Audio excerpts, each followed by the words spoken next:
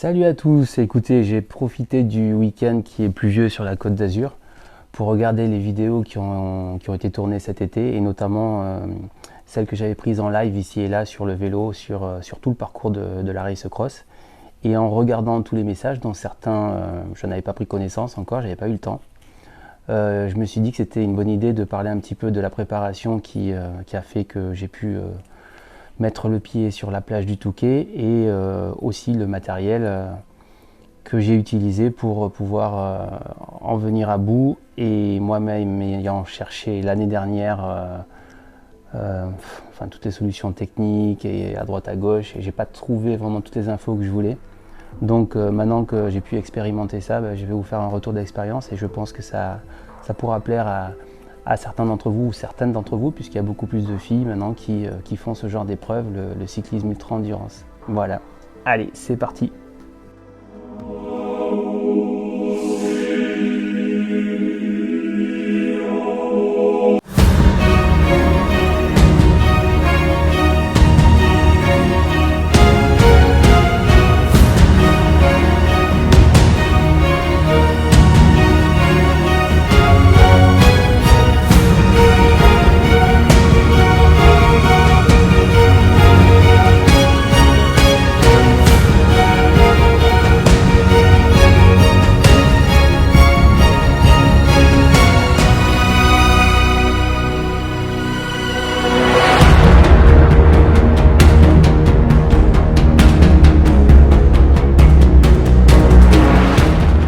Alors la première question qu'on se pose, c'est pourquoi est-ce qu'on va s'inscrire à ce genre de course? La meilleure motivation, c'est déjà de savoir si on en a vraiment envie. Donc c'est la base. C'est pas pour se dire qu'on voilà, c'est un défi, c'est un challenge, mais est-ce qu'on en a vraiment envie? Et moi, j'en avais vraiment envie de le faire par rapport à l'année passée, par rapport au Bikingman Corsica que j'avais tenté. Donc c'était plus petit, il y avait 650 km. Mais sur 4 jours et avec beaucoup de dénivelé aussi. Donc j'ai été piqué, ça m'a plu, ça m'a vraiment j'ai vraiment aimé cette nouvelle façon de faire du vélo, autre que les cyclosportifs, que les triathlons, que les courses de vélo. Il y a vraiment un changement et moi qui mets assez de spiritualité dans le sport et dans l'effort, ça m'a complètement séduit. Donc voilà, la raison pour laquelle je me suis inscrit à la Race Cross France, c'est celle-ci, j'en avais vraiment envie. Et pourquoi la grande distance? Eh bien, pourquoi pas? Donc, traverser la France était un rêve de gosse, donc voilà, je me suis dit que la grande distance, c'était la bonne. Alors on peut se demander quel niveau il faut pour pouvoir faire cette distance. Je dirais que le niveau, à la limite, il importe peu, quoi. C'est vraiment dans la tête et puis par rapport à l'expérience que l'on a de l'effort et de l'endurance. Donc il faut bien se connaître. Moi je ne suis pas, un cycliste rapide. Je ne suis pas non plus un féru de la performance en termes de chrono, en termes de vitesse. Voilà, j'ai pas cette niaque-là qui me pour essayer de gagner quelque chose. De toute façon, je n'ai jamais rien gagné. Donc moi, c'est vraiment l'aspect endurance et l'aspect voyage que j'ai recherché là-dedans. Alors bien sûr, il y a une pression supplémentaire, c'est les barrières horaires. C'est-à-dire qu'on doit tenir un certain rythme pour pouvoir aller au bout et ne pas se faire éliminer avant de passer la ligne d'arrivée. Donc voilà, il faut tenir compte de ça et puis il faut se préparer en fonction. Alors la sacoche avant, cette fameuse sacoche avant, donc ça c'était le sujet de discussion avec mes copains. Donc on n'était pas nombreux à les avoir. Il y en a qui disaient que c'était lourd, que ça faisait du porte-à-faux, que ça prenait le vent et tout. Mais moi j'ai trouvé au contraire, et je l'ai remarqué sur le Bikingman en Corse, que le vélo était beaucoup plus stable en descente grâce à ça. Parce qu'il y avait un peu de poids devant, mais pas trop quand même. Et franchement, ça ne me gênait pas du tout. Donc qu'est-ce que j'avais moi là-dedans? Là-dedans, j'avais le bivy. Alors ça, je vous le conseille, hein. Regardez, c'est comme un sac de couchage d'urgence. Où on se met à l'intérieur, ça prend la température de notre corps et on est au sec et au chaud à peu près toute la nuit qu'on passe dehors, enfin du moins les 2-3 heures qu'on passe dehors. La seule chose, c'est qu'on se sèche bien avant de rentrer dedans. Si on est humide, on va condenser, ça va être désagréable. Donc bien se sécher avant de rentrer dans le bivy. Voilà. Qu'est-ce que j'avais d'autre? Alors j'avais un haut mérinos, manche longue. Là c'est un 200, donc c'est la marque Icebreaker et c'est ce que je prends en montagne. Donc ça c'était pour dormir la nuit. Je m'enlevais le haut et je me mettais ça. Et par-dessus ça, je me mettais la doudoune. Alors la doudoune, j'ai une collection de doudounes à la maison et finalement j'ai pris la Jotte, c'est une doudoune de ville. C'était la plus légère et la plus compacte et elle faisait très bien le job pour les descentes de nuit dans l'école et pour dormir dehors. Avec ça, j'avais une petite serviette pour me laver dans la rivière. Donc ça c'est important à voir, ça prend pas de place. Le hamac, donc ça c'est le hamac d'alpinisme qui est super léger, il fait 150 grammes. Je l'ai utilisé 2 fois dans un jardin d'enfants et puis entre 2 balançoires. Donc il pleuvait, c'était humide, j'étais sous un arbre, c'était très bien. Donc le hamac je l'ai quand même utilisé 2 fois. Pour la préparation, je dirais que chacun a la sienne. Donc il y en a qui vont bénéficier de conseils de coach et c'est très bien parce qu'il y a des gens vraiment très compétents pour ça. Il y en a qui vont faire des stages et puis il y en a d'autres un peu autodidactes, un peu électron libre comme moi qui petit à petit va faire une préparation progressive. Surtout que cette année elle a été tardive puisqu'il y avait avec le Covid on a été confiné quand même jusque je crois que c'était début avril. Donc j'ai repris le vélo début avril. Je l'avais quitté après le Biking Man de Corsica. Donc c'était fin octobre, j'avais plus touché le vélo. Et j'ai repris fin avril. Entre temps, il n'y a pas eu beaucoup de ski de randonnée parce que c'est pareil, on ne pouvait pas monter non plus. Donc l'inscription était déjà faite et je me suis dit, bon maintenant l'inscription est faite, il faut y aller quoi. Donc le démarrage de la préparation a commencé, je crois que c'était le 2 ou le 3 avril. Alors dans la sacoche arrière, donc ces sacoches elles sont vraiment très stables. Moi j'ai utilisé la Zefal et franchement je crois que c'est une 11 litres et elle est vraiment top. Bon, ça bouge pas, on s'habitue très vite. Donc là vous avez un petit filet qui permet de mettre le linge humide pour le faire sécher. Donc ça c'est très pratique. Et puis à l'intérieur, qu'est-ce qu'on met dedans? Donc hormis les petits sachets de nourriture qu'on peut mettre. Donc moi j'avais un second thermique manche courte que j'utilisais quand j'étais vraiment trempé, je le changeais, je le mettais dessous. Pour le soir, je mettais un haut de vélo manche longue en mérino. Donc génial. Ça c'est un vieux café du cycliste que j'ai depuis maintenant 5 ans. Il n'y a toujours pas une odeur sous les bras et il est vraiment très très bien. Donc ça c'était en mérino. Qu'est-ce que j'avais d'autre dans la sacoche derrière? Donc je vous avais dit, j'avais les paires de gants d'hiver que j'ai utilisé plusieurs fois, à ne pas négliger. Alors c'est toujours pareil, hein, si on prend les 5 ou 6 premiers de la course, quand on voit leur vélo ou leur sacoche, il n'y a quasiment rien dedans. Hein. Mais bon, les gars, ils passent 2 fois moins de temps que nous, ils roulent plus vite et puis ils sont aussi plus entraînés. Donc une paire de chaussettes d'hiver que j'ai utilisé 2 fois. Ça, c'était la fameuse gourde que j'utilise en montagne, donc avec le filtre intégré. Donc on peut se servir dans n'importe quelle rivière. Il y a le filtre, on peut boire de suite. Et puis, ça prend pas de place comme un bidon. Comme ça m'a permis de mettre dans le deuxième porte-bidon tout l'attirail pour les réparations. Ça, c'est une moustiquaire pour le visage. Parce que mine de rien, quand on est dans le hamac ou quand on est dans le sac de couchage, on est quand même en été. On est tout couvert sauf le visage. Et il suffit qu'il y ait 2-3 moustiques qui vous pourrissent la nuit. Là, ça, c'était génial. Moustiquaire pour le visage. Donc ça, je ne savais pas que ça existait, mais franchement, très pratique. Et ça, c'est ma veste de pluie. À partir de là, il a fallu s'instaurer un petit planning. Sachant qu'un peu comme tout le monde, on bosse toute la semaine et puis on n'a que le samedi et le dimanche. Donc j'ai fait un petit peu comme j'ai fait pour les prépas en Brumman. Quand moi je m'entraîne pas beaucoup dans l'année, hein, c'est vraiment à partir d'avril-mai.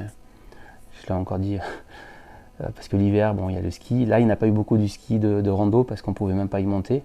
Donc voilà, ça a démarré vraiment tout début avril et donc je suis allé rouler quasiment tous les matins, de 5h à 7h30 jusqu'à 8h, des fois avant d'aller bosser, en faisant essentiellement du plat, le bord de mer,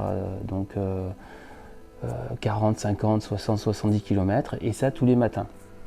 Et très vite le kilométrage est devenu abondant pour que le foncier vraiment prenne place. Et là, j'avais vraiment envie de partir tous les matins, d'aller rouler tous les matins.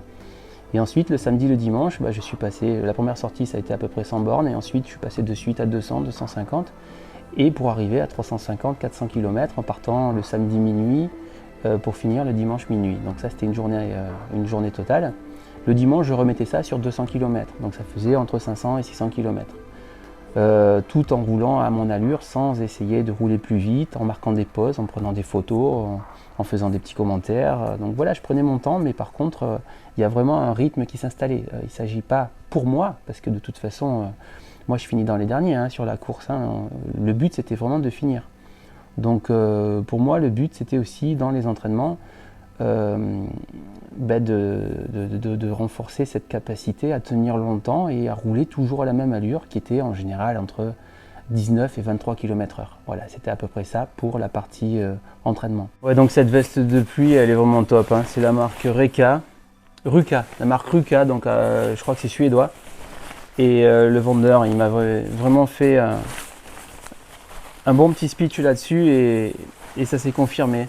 Donc voilà, sur les 300 km de pluie en Normandie, ça a vraiment joué son rôle.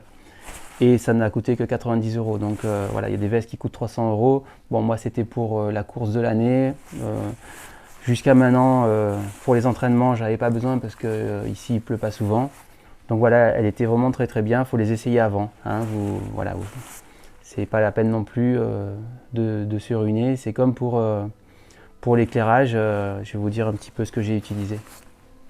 L'alimentation, c'est pareil, là encore, chacun a la sienne. Alors moi, depuis 3-4 ans maintenant, je mange quasiment que du cru et que du vert et beaucoup de fruits. Je mange plus de viande et presque plus de poisson non plus. Ça a fait que toute l'année, je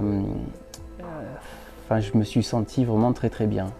Et mieux qu'avant, pas de blessures, pas de tendinite, pas de crampes, pas de mal à la tête, une récupération incroyable. Donc voilà, ça a tout changé pour moi. Au niveau du sommeil aussi. Mais voilà, ça c'est propre à chacun. Et ensuite, pendant les sorties d'entraînement, j'avais toujours mes 6-7 bananes dans le dos. Donc mes copains rigolaient. Avec des bananes séchées, avec des mangues séchées. Et puis de temps en temps, je m'arrêtais à la boulange. Voilà, c'est le petit plaisir. Et puis quand on fait du vélo en endurance comme ça, il y a tout qui passe. Je veux dire, une part de pizza, une tarte au citron meringuée, une part de flan, la fameuse part de flan du cycliste. Voilà, c'est vrai, c'est pas un mythe. Et tout ça, ça passe et ça fait qu'on est bien toute la journée, quoi. Dans le bidon, j'avais que de l'eau, uniquement de l'eau. Pas de pastilles, pas de produits comme j'ai fait avant dans le passé. Maintenant, je ne mets que de l'eau. Et c'était très bien comme ça. Voilà pour l'éclairage. Donc moi j'ai utilisé les deux Ravman CR500, donc 2 fois 500 lumens. C'est mon ami Jacques Barge qui me les a conseillés. Et franchement elles sont top, elles se rechargent vite, elles tiennent 8-9 heures. Donc j'utilise d'abord la première pour le jour même, la seconde pour le lendemain. Et celle-ci charge dans la journée avec la batterie 26 000 ampères. Donc franchement c'était vraiment le bon compromis avec une batterie 26 000 ampères qui me faisait 5 jours, une seconde qui était dans le sac de Doussard. J'ai vraiment eu l'autonomie complète à charger mon GPS, mon téléphone et les deux lampes arrière, ainsi que les deux lampes avant, ainsi que les deux lampes arrière. Voilà, ça c'était deux Giant arrière. Pareil, très bien, 39 €, 40 € pièce. Mais j'en ai pris deux. Donc ne pas hésiter à tout doubler, s'il y en a une qui tombe en panne, si vous la perdez ou quoi. C'est quand même plus sécure de tout doubler. Est-ce qu'il y a une stratégie de course quand on fait ça pour finir? Non, moi je dirais que non, parce que de toute façon la stratégie que vous allez faire, tout va se passer de manière contraire. Donc c'est pas la peine de faire une stratégie, de dire voilà, allez j'envisage de dormir à tel endroit, à telle heure, tant de temps. Non, c'est comme le corps, et je pense que les premiers le diront aussi. C'est le corps qui décide. Donc si à un moment donné le corps estime qu'il faut faire un break et il faut s'arrêter, il faut s'arrêter et on dort un quart d'heure, 2 heures, 3 heures, peu importe, mais il faut faire en fonction du moment. Maintenant, établir un plan de course, pour moi je l'ai déjà dit, c'est pas une course, pour moi c'est un voyage, ça a vraiment été un voyage ça, et de le voir comme ça permet aussi de le transmettre Et j'espère que tous ceux qui le feront derrière, qui ont un petit niveau comme moi, apprécieront de la même manière. Voilà, une aventure, un voyage, ça c'est ce que j'ai retenu le plus. Alors pour le choix du vélo, eh bien ce vélo je l'avais déjà l'année dernière. Et c'est un vélo très polyvalent, c'est le Giant TCR. Mais bon, j'ai regardé un petit peu le parc à vélo au départ, là, quand on est parti à Mandelieu, chacun avait un vélo. Voilà, ils sont tous différents, hein. Il y en a qui ont des vélos plus ou moins sportifs, d'autres des vélos plus typés rando. Donc le choix du vélo, pour moi, il n'est pas très important. L'essentiel, c'est qu'on se sente bien dessus, que la position, elle soit déjà éprouvée. Moi, j'avais, en arrivant sur la RAF, j'avais 6000 km. La plupart, ils avaient entre 15 000 et 20 000. Bon, beaucoup 10 000, mais il y avait beaucoup de kilométrage. Moi, j'en avais que 6 000. Je pense que 6 000, c'est bien. Voilà, ça permet d'appréhender la course de manière un peu plus sereine. Ce qui est important sur le vélo, alors moi, je l'ai prouvé en Corse. J'avais mis des pneus en 32 pour la Corse, parce que les routes, il y a des nids de poules, c'est tout cabossé, il y a de la boue, il y a des châtaignes, il y a de tout ce que vous voulez. 32. Et ça, c'est mes copains savoyards qui m'ont donné ce conseil l'année dernière. C'était de mettre des 4 saisons, les Continental 4 saisons. Voilà, c'est increvable. Avec les anciens, les 32, j'ai fait 12 000 km sans une crevaison. Au bout de 12 000 km, il était à peine carré derrière, mais c'était vraiment... J'ai dû les changer pour passer sur la RAF. Là, j'ai mis du 28 parce que le parcours est beaucoup plus roulant. Les routes sont propres. Et le 28, c'était confortable, mais en même temps, est-ce que ça roulait plus vite ou pas? À mon niveau, je ne voyais pas vraiment la différence. Mais peut-être qu'ils étaient plus légers, donc le vélo faisant entre 14 et 15 kg. Bon voilà, je pense que c'était mieux d'avoir du 28 que du 32 sur cette course-là. Mais en tout cas, en pneus, avec chambre et en Continental 4 saisons. Voilà. À mon niveau, que ce soit du Continental 4 saisons, que ce soit du Grand Prix ou je vois pas la différence au niveau performance. Donc le 4 saisons, j'étais serein dans la tête en me disant, voilà, je pense que tu crèveras jamais avec ces pneus. Et ça a été le cas. Le kit sacoche de cadre, donc j'ai utilisé la première qui est au-dessus là, qui est vraiment très très grande à l'intérieur. Donc téléphone, papier, vraiment nourriture, on peut tout mettre dedans. C'est pas le poids que ça fait, et puis au niveau aérodynamisme, moi je voyais pas du tout la différence. À mon niveau, c'est pas significatif. Et puis la pochette d'en bas, dans laquelle je mettais les jambières. Important d'avoir des jambières pour mettre par-dessus le cuissard pour le soir et puis pour la nuit. Donc voilà, ça c'est un confort absolu. C'est pas la peine de prendre un cuissard d'hiver avec le long, parce que sinon c'est trop encombrant. Mais voilà, des jambières sont très bien. Pour le développement, alors devant j'ai un 36, 52-36 et derrière j'ai un 32. Donc 36-32, voilà, on passe tous les cols sans problème. J'étais un peu fatigué dans le Ventoux, mais c'est normal au bout de 310 km et puis c'était le premier jour. Mais sinon après dans l'Isran, Galibier, le 32 c'est vraiment très bien. Moi à l'époque, le jour de la course, je faisais 76 kg. Donc c'est pas non plus le gabarit du grimpeur. Mais voilà, je montais lentement à mon rythme, mais voilà, 32 c'est bien. Si vous avez un 34 devant, je pense que c'est plus confortable. Alors, prolongateur ou pas prolongateur? Oui, prolongateur. Moi je les avais mis, j'étais bien content de les avoir pour reposer les bras, pour changer de position. Quand on fait 300, 400, 500 km dans la journée, on est bien content de changer de position. Et ensuite, sur les parties à partir du Loiret jusqu'à la Normandie, il y a beaucoup de vent de face. Donc ouais, j'étais bien content de les avoir, les prolongateurs, ça ne m'a pas gêné dans les cols. Même sur la première partie, il y en a qui les ont mis sur la deuxième partie, ils les ont mis dans leur sac, dans leur drop bag. On peut mettre du matériel et des vêtements et de la nourriture sur les checkpoints de Doussard, donc ça a mi-parcours. Et bon, j'étais content de les avoir même dès le début, ça ne m'a pas gêné. Alors les chaussures, c'est important parce que encore à un mois de la course, on se dit qu'est-ce que je vais prendre comme chaussures? Est-ce que je garde les miennes? Est-ce qu'il y en a des mieux? Donc les miennes, de toute façon, il fallait que je les change. C'est sûr que si on reste 10-12 heures dans une paire de chaussures, c'est un peu comme les chaussures de montagne ou les chaussures de ski. On est bien content de mettre les tongs ou de rester pieds nus après, parce qu'à un moment donné, ça commence à chauffer.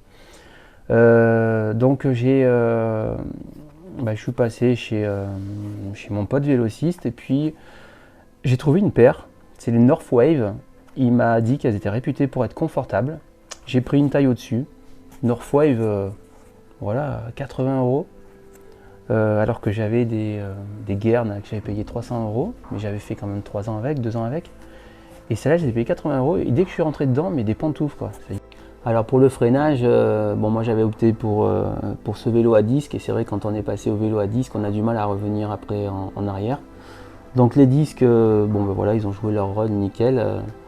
Sauf qu'avec la pénurie, j'ai dû les changer 2 mois avant. J'ai dû changer les plaquettes 2 mois avant. Il n'y avait pas de plaquettes Shimano, donc il y a eu des plaquettes de remplacement adaptables. Et mis à part qu'elles faisaient beaucoup de bruit, ça a freiné quand même. Donc voilà, toujours partir avec des plaquettes neuves, les avoir essayées de 300 km avant.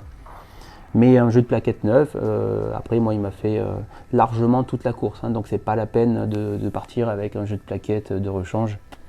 Non, c'était pas nécessaire. Pour la partie lubrification, donc le vélo je l'avais amené à la révision 2 semaines avant, ça laissait le temps de voir s'il y avait un pépin. Et ça a commencé à couiner à partir du pont de Normandie. Donc il me restait 300 bornes à faire, j'ai même pas mis d'huile, je l'avais prise dans la trousse de secours. J'ai pas fait un entretien sur la course, voilà, je l'ai laissé tel quel et puis ça faisait du bruit un petit peu au touquet, mais voilà. Donc voilà, une petite fiole d'huile, ça mange pas de pain. On a eu de la pluie, on a eu du vent, de la boue, du sable, donc voilà, il a un peu tout eu, mais voilà, ça a bien roulé jusqu'au bout. Donc voilà, faut pas trop se prendre la tête. Par contre, dans la trousse, il faut tout avoir. Il faut avoir des attaches rapides qui vont bien, savoir manipuler, savoir remplacer un maillon de chaîne, le faire avant. Évidemment, changer les chambres à air. Et puis sinon, après, le vélo, s'il est bien révisé et qu'on en prend soin, en fait, on en prend vraiment soin quand on fait la course. On le pose contre un mur, mais délicatement. On évite les trous, on évite les nids de poules. On fait vraiment gaffe, quoi, parce que c'est lui qui va nous amener là-haut. Et on le bichonne, c'est vrai. Alors, un truc bête, c'est con, mais bon, la nuit, quand on roule, on n'a pas besoin de lunettes de soleil, mais par contre, on a tous les moustiques et tous les moucherons qui nous viennent dans la tête. Et ça, on le sait tous. Alors moi, j'ai simplement pris des lunettes, c'est des lunettes AD4 que j'ai payé 7 ou 8 €. Elles ont fait le job, elles sont, voilà, il n'y a rien à dire, c'est pas gênant. Et puis par contre, voilà, j'ai été en sécurité toute la nuit grâce à ça. Et puis après, j'avais ma paire de lunettes de soleil qu'on met beaucoup au début, puis à la fin, on la met presque plus parce qu'on s'habitue finalement à l'éclairage. Et de toute façon, dès qu'on arrive après le Mont-Saint-Michel, il fait pas beau, donc là-haut, il n'y a pas besoin de lunettes. Au niveau équipement, qu'est-ce qu'on a sur nous quand on part sur la course, le jour de la course, le soir de la course, puisque là, en l'occurrence, c'était le soir. Eh bien, écoutez, moi, j'ai trouvé, alors l'organisation, ils nous ont donné dans le pactage ce petit gilet réfléchissant. Alors, certains ne l'ont pas trouvé super. Moi, je ne l'ai pas quitté. Je crois des 9 jours, peut-être une fois ou deux dans la journée je l'ai enlevé, mais sinon j'ai trouvé qu'il était super voyant, on ne le sent pas, et franchement très confortable, et puis j'étais super assuré d'avoir ça sur le dos. Donc bravo à l'organisation, parce que franchement c'est un truc auquel j'aurais pas pensé. Moi j'avais mon petit croisillon là que j'avais en Corse, qui au bout d'un moment me serrait un petit peu, c'était voilà, c'est des élastiques qui sont quand même assez tendus. Ça, j'ai trouvé ça, mais vraiment génial. Voilà.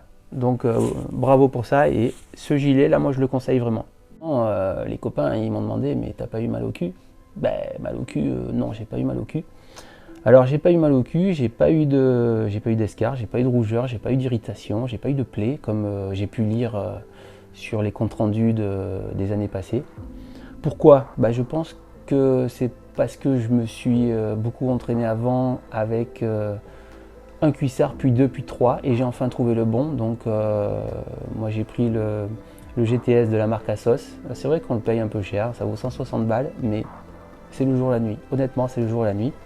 J'ai changé la selle. J'avais la selle d'origine, ça m'allait, hein, c'était pas inconfortable. Mais on m'a conseillé la SMP Swell, SMP Well, qui vaut 100 balles. Hein. C'est vrai que ça a été aussi le jour et la nuit en confort, alors que l'autre était déjà bien, mais alors celle-là c'était un cap au-dessus. Avec le bec un petit peu incurvé vers l'avant là, qui plonge, et franchement un confort extraordinaire. J'ai pas fait d'études posturales sur ce vélo, j'en ai jamais fait, donc moi c'est vraiment à la sensation. Et la position était bonne jusqu'à maintenant, donc j'ai gardé la même. Ce qui est important, c'est de changer régulièrement de position, notamment au niveau des mains. Donc on se met sur les cocottes, on se met sur le guidon, on se met sur le prolongateur. Il ne faut pas hésiter à bouger les mains sans arrêt. Et surtout, je vous les montrerai tout à l'heure, j'ai investi dans une paire de gants, des gants courts. Des détails qui ont leur importance. La petite gabette, donc casquette souple. Donc ça, c'était celle que la course nous a donnée, qui est d'ailleurs superbe. C'est pareil, je ne l'ai pas quittée, mais des 9 jours. Pourquoi? Parce que quand il fait chaud, on la mouille et puis on a la tête toujours fraîche. Quand on transpire, ça ne vient pas dans les yeux. Donc ça, sous le casque, c'est parfait. C'est mieux qu'un bœuf, c'est beaucoup moins chaud. Et moi, la gabette, ça fait maintenant 4 ans que je l'utilise. Voilà, vraiment super. La seule chose qu'on a, et que j'ai eu moi, et je ne suis pas le seul à l'avoir eu, c'est que j'ai perdu la sensation du bout des doigts de pied sur le pied gauche. Ça me l'a fait en Corse aussi. Et j'ai mis 3 mois pour récupérer. Encore, j'avais mis 6 mois pour récupérer. Mais là, j'ai mis 3 mois, donc là, j'ai tout récupéré.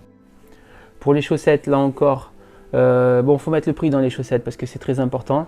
C'est des chaussettes à entre 15 et 20 balles. Alors, je sais plus en quoi elles sont parce que j'ai plus l'étiquette, mais c'est Arnaud de chez Giant qui m'avait conseillé de prendre des chaussettes avec une certaine matière à l'intérieur, je ne sais plus ce que c'est, mais voilà, ça a fait la différence pour la journée. Et puis j'avais une paire de chaussettes hiver pour le soir, que j'ai mis dans l'Iseran, que j'ai mis dans le Ventoux pour redescendre, mais voilà, une deuxième paire de chaussettes plus chaude qu'on met dans la sacoche arrière. Alors maillot vélo, bon ça c'était un maillot d'été parce qu'on est parti fin juillet et début août, donc je l'avais fait à l'effigie de la course, trop beau, avec l'autorisation de l'organisateur.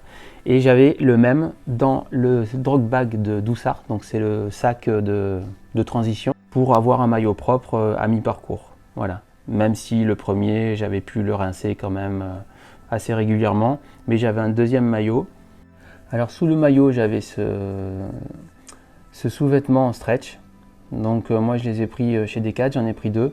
J'en ai pris un pour le départ et puis un que j'ai mis dans le drop back aussi de Doussard. Donc ça c'est vraiment génial, ça laisse passer la transpiration, ça sèche vite et puis on reste au chaud tout le temps et même quand il fait très chaud, on a une sensation de frais. Donc voilà, c'est génial, c'est le principe des 3 couches qu'on met en montagne. Mais voilà, ça faut l'avoir. Et puis un de rechange pour Doussard. Donc la partie haute en rechange pour Doussard, c'est bien. Le bas, c'est pas franchement nécessaire. Pour les gants, j'ai pris ces petits gants à sauce. Donc ils sont beaucoup plus chers que les autres. Ils font 45 €, je vous l'ai dit. Mais par contre, ils ont un renfort exceptionnel au niveau de la pomme. Et je n'ai eu aucune blessure sur les 2 pommes des mains. Donc voilà, pareil, les gants. Et pour les gants, une paire de gants d'hiver que j'avais dans la sacoche et que j'ai sorti à plusieurs reprises, notamment pour la nuit, dans l'école et dans les descentes. Dans la descente de l'Iseran, à 3 h du matin, il faisait à peu près moins 3, moins 4 degrés. Et on ressentit beaucoup plus. Avec la fatigue et avec la pluie qu'il y a eu avant, on est vite frigorifié. Donc voilà, des bons gants bien chauds, s'il faut les avoir. Pour les parties où il pleuvait, j'avais, sous les conseils de Éric Le Blacher, j'avais acheté une paire de surchaussures pour la pluie, mais assez basique, hein, mais ça m'a maintenu le pied au sec sur toute la Normandie. Donc ça, bien les prendre bien avant, hein, pas attendre début juillet pour les prendre parce qu'il n'y en a plus en général, surtout nous sur la côte, ça part vite. Mais voilà, ça c'est important, se couvrir les pieds contre la pluie, pas en néoprène, mais pour la pluie. Voilà, ça c'est super important. Pour la nourriture, pour la course, c'est un petit peu comme à l'entraînement, c'est-à-dire que j'étais parti avec 7 bananes dans le dos, que j'ai réachalandé après sur le parcours quand je passais à côté d'une épicerie. J'avais dans mes pochettes des petites, je m'étais fait des petits sachets de mangue séchée et de bananes séchées. Voilà, moi je me suis habitué, j'en mange quasiment tous les jours et puis même dans le boulot. Ça c'est exceptionnel, c'est de la vitamine, ça ne pèque pas dans les mains. Vous les mâchez pendant assez longtemps. Donc c'est vraiment génial, mangue séchée et banane séchée. C'est pas pour rien qu'ils m'appellent tous Monsieur Banane. Voilà. Après, je m'arrêtais dans les boulangeries le matin. En général, 6-7 heures du matin, on est bien content de trouver une boulange pour prendre un petit café et puis aller manger un petit pain au raisin. Les pains au raisin en Bretagne, ils sont exceptionnels. Voilà. Mais sinon, après, essentiellement, il y a du fruit, beaucoup de fruits sur le parcours. De temps en temps, le soir, une pizza, et encore, elle passait pas toute, mais j'en mangeais la moitié. Alors, le nombre de bidons sur le vélo, ça aussi, ça a été un questionnement. Donc, mon expérience de Corse, ainsi que celle des Ambreman, on fait que moi, j'en prends qu'un. Je prends qu'un bidon. Je prends un bidon de 750 ml ou de 600. Voilà, celui-là. Donc ça, c'était celui du Biking Man qui était très bien. Et d'ailleurs, je le garde tout le temps. J'en ai deux comme ça. Mais j'en prenais qu'un. Et ensuite, j'ai une petite poche à eau avec le filtre intégré que je prends pour la montagne, pour mes randos, que j'ai dans la sacoche et que si jamais j'ai besoin d'avoir un peu plus d'eau, je le remplis. Ça ne prend pas de place. Mais le deuxième bidon, en général, juillet-août, il est vite chaud, donc moi, j'ai pas envie de boire chaud. Et puis, il y avait toujours le papier arrosé, il y avait toujours une fontaine, il y avait toujours un cimetière.